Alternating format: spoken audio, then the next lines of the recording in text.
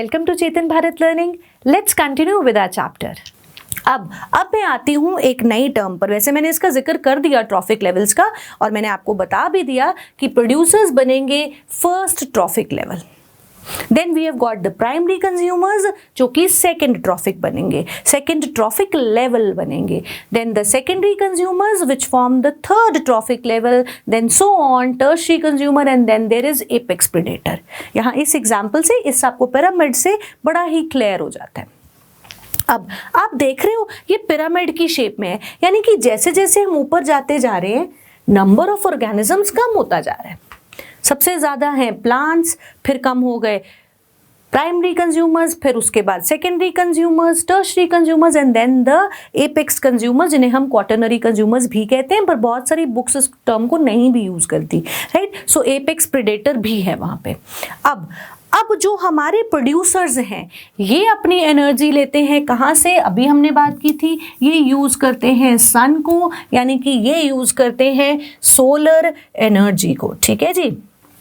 ये किसे यूज़ करेंगे? सोलर एनर्जी को।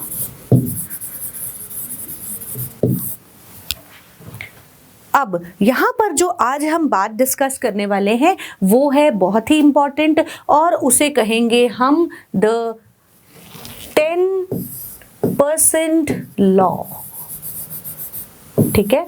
अब ये 10% लॉ क्या है, अब इसे समझेंगे। प्रोड्यूसर्स जो कि पहला ट्रॉफिक लेवल है, that depends upon solar energy, और जितनी भी इंसोलेशन है या सोलर रेडिएशन आ रही है, ग्रीन प्लांट्स उस अवेलेबल सोलर रेडिएशन का 1% हिस्सा यूज करते हैं। जैसे the green plants in a terrestrial ecosystem capture about 1% of the energy of sunlight that falls on their leaves and converted into food energy. Green plant के ऊपर जितनी sunlight पड़ रही है वो उसका 1% हिस्सा, यानी कि 1% पार्ट ही यूटिलाइज कर पाता है for the process of photosynthesis, और इस 1% सनलाइट को यूज करके बनाता है फूड एनर्जी जो अगले लेवल के प्राइमरी कंज्यूमर्स के काम आएगी। अब जरा ध्यान से सुनना। When green plants are eaten by primary consumers, a great deal of energy is lost as heat to the environment. Some amount goes into digestion and in doing work, and the rest goes towards growth and reproduction. बिल्कुल सही बात है, कुछ energy lost भी हो जाती है, कुछ डाइजेशन के प्रोसेस में और प्रोसेसेस में इन्वॉल्व हो जाती है। So an average of 10% of the food eaten is turned into its own body, यानी कि जितनी एनर्जी कंज्यूम की थी उसका केवल 10% हिस्सा, उसका केवल 10% पार्ट ही बायोमास बनाएगा या उसकी बॉडी बनाएगा। So it is made available for the next level of consumers. अब ये क्या है, ये कैसे मुझे पता चलेगा? और ये बहुत कॉम्प्लिकेटेड लग रहा होगा, बट इतना कॉम्प्लिकेटेड है नहीं। एक बार मैं फिर से रिपीट करती हूँ, अब ध्यान से सुनिए। जितनी सनलाइट एनर्जी ग्रीन प्लांट पे पड़ रही है वो केवल उसका 1% हिस्सा इस्तेमाल करता है और बनाता है फूड, और ये फूड खाता है हमारा प्राइमरी कंज्यूमर। सो जितना फूड उसने खाया उसका 10%, जितनी एनर्जी उसने कंज्यूम करी उसका 10% हिस्सा ही उसकी बॉडी बनाता है, राइट। अब मैं आती हूँ सेकेंडरी कंज्यूमर्स पर। अब therefore 10% can be taken as the average value for the amount of organic matter that is present at each step and reaches the next level of consumers. अब इस बात का क्या मतलब है? इस बात का मतलब ये है कि प्राइमरी कंज्यूमर्स जिन्होंने जितनी एनर्जी ऑब्टेन की उसका केवल 10% हिस्सा ही अपनी बॉडी बनाने में, यानी कि अपने सर्वाइवल में बायोमास में जो है इस्तेमाल किया। सर्वाइवल में नहीं, बॉडी बनाने में, बायोमास में, ठीक है। और अब आते हैं सेकेंडरी कंज्यूमर्स जो कि प्राइमरी कंज्यूमर्स पे फीड करेंगे। तो सेकेंडरी कंज्यूमर्स भी जितनी एनर्जी ऑब्टेन करेंगे, जितना फूड एनर्जी ऑब्टेन करेंगे उसका केवल 10% ही इस्तेमाल कर पाएंगे अपनी बॉडी बनाने में, ठीक है जी, बॉडी की ग्रोथ में, ठीक है। देन टर्शियरी कंज्यूमर ने जितना खाया वो भी उसका 10% इस्तेमाल करेंगे, and then the apex predator वो भी 10% ही एवरेज तौर पर इस्तेमाल कर पाएगा अपने बॉडी के लिए। ठीक है, सो इसीलिए इसे कहा गया 10% law, because the 10% of the food energy at particular level is obtained from the, यानी कि उसको यूटिलाइज किया जा सकता है in making the body. So with the increasing when we go from one trophic level to other, only the 10% of the energy of previous one, यानी कि जो पिछले की एनर्जी थी उसका केवल 10% हिस्सा ही मैं इस्तेमाल कर पाऊंगी। यानी कि अगला ट्रॉफिक लेवल पिछले ट्रॉफिक लेवल का केवल 10% यानी कि 10% हिस्सा, 10% एनर्जी ही यूटिलाइज करेगा to form its body. Is that clear? This is called as 10% law.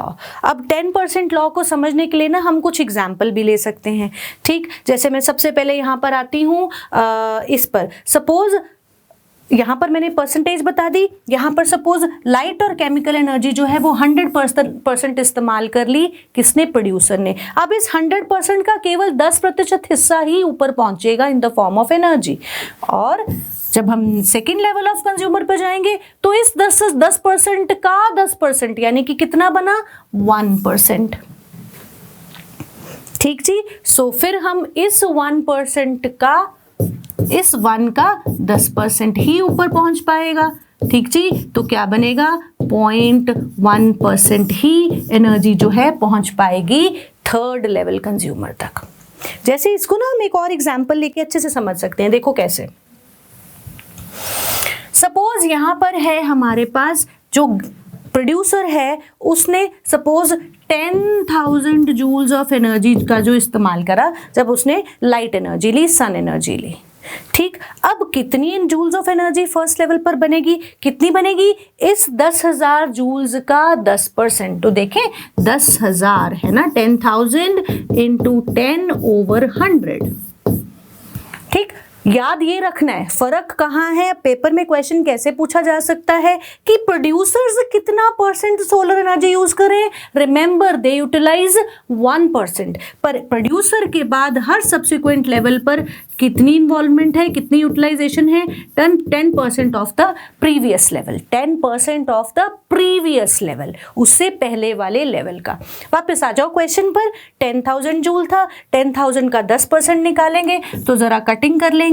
ठीक है, फिर क्या आ जाएगा यहाँ पर, यानी कि इस पर फर्स्ट लेवल पर क्या बन जाएगा? 1,000 जूल एनर्जी उसे अवेलेबल होगी to this grasshopper at the first level.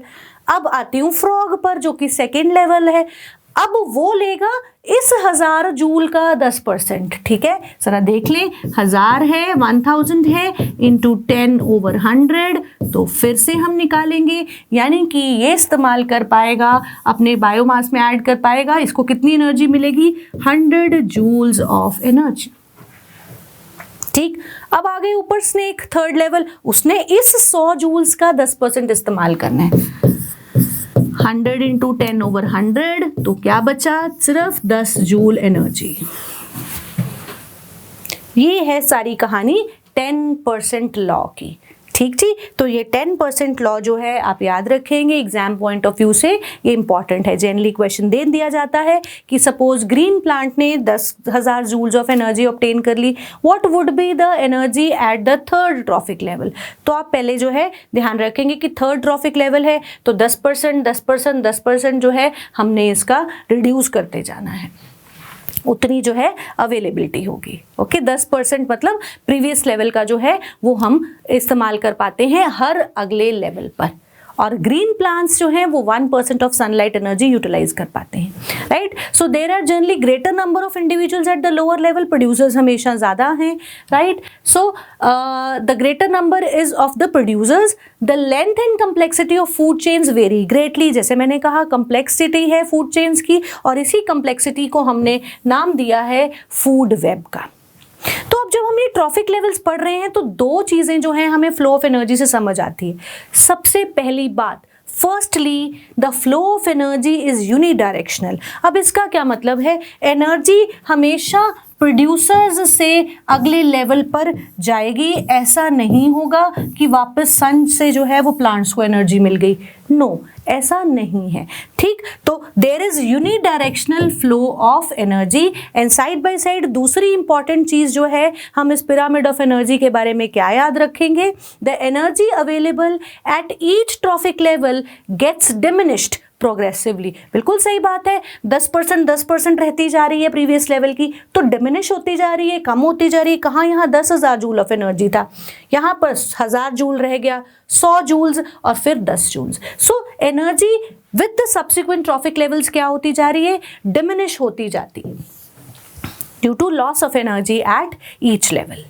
Right जी, सो 10% लॉ बहुत इंपॉर्टेंट है, ट्रॉफिक लेवल आपको समझना बहुत इंपॉर्टेंट है।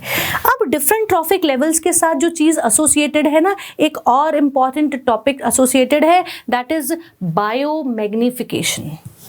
अब ये बायोमैग्निफिकेशन क्या है, कई बार कुछ हार्मफुल केमिकल्स, ऑब्वियसली जब हम फार्मिंग कर रहे हैं, जब पौधे उगा रहे हैं, क्रॉप्स उगा रहे हैं, तो वहाँ पर हम किसका इस्तेमाल करते हैं, फर्टिलाइजर्स और कुछ केमिकल पेस्टिसाइड्स फर्टिलाइजर्स का इस्तेमाल करते हैं। सो ये फर्टिलाइजर्स किसी तरीके से, क्योंकि ये पूरी तरह से हमारे एनवायरनमेंट में अब्जॉर्ब नहीं होते, डिग्रेड नहीं होते, इसीलिए यह हिस्सा बन जाते हैं हमारे फूड चेन का। अब एक चीज ध्यान रखना, एनर्जी जो है वो हर ट्रॉफिक लेवल पर जाते हुए कम होती जा रही है, बट ये पेस्टिसाइड्स या हार्मफुल केमिकल्स जैसे जैसे हम अपने ट्रॉफिक लेवल में ऊपर जाएंगे ना, इनकी क्वांटिटी बढ़ती जाएगी, मैग्नीफाई होती जाएगी। क्या होती जाएगी, मैग्नीफाई, और इसी को कहा गया है बायोमैग्निफिकेशन। ठीक जी, सो फिर से सुनो, बायोमैग्निफिकेशन क्या है। Another interesting aspect of food chain is that some unknowingly some harmful chemicals enter our bodies through food chain. So बहुत सारी ऐसी चीजें हैं, हम आज तो एनवायरनमेंट की जब बात करते हैं, हम देखते हैं कि डिफरेंट हार्मफुल केमिकल्स हमारी बॉडी के अंदर भी पहुंच रहे हैं, ठीक, थ्रू दीज फूड चेन्स, क्योंकि हमारे डाइट्स वेजिटेरियंस भी हैं, नॉन वेजिटेरियन डाइट भी है। So through different food chains ये केमिकल्स हमारी बॉडी के अंदर पहुंच रहे हैं। Chemicals are not degradable, these get accumulated progressively at each trophic level, or human beings, they occupy the top level in any food chain. So maximum concentration of these harmful chemicals gets accumulated in our bodies, and this phenomenon is called as biological magnification or the biomagnification. इसीलिए हम जब कोई भी खाना जो है कोई भी फ्रूट्स वेजिटेबल्स खाते हैं, हम कंप्लीटली उनको वॉश करते हैं, but still somehow they are being accumulated in our body. Washing के बाद भी हम इन केमिकल्स को, जब सॉइल ही पॉल्यूट हो जाएगी इन केमिकल से, तो हम इन्हें अपनी बॉडी में आने से रोक नहीं सकते।